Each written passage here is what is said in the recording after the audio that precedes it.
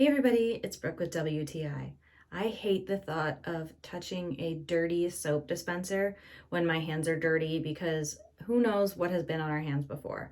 I absolutely love this Umbra automatic soap dispenser. I love so much that the perfect amount comes out, not too much and not too little.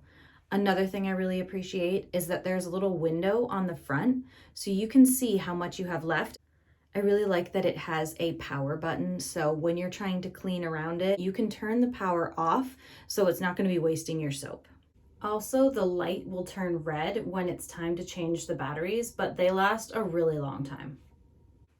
It also has a nice wide funnel refill opening so it doesn't spill everywhere when you're trying to refill it.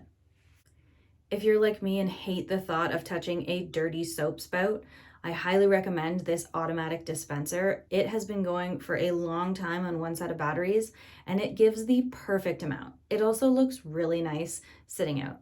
And that's my point of view.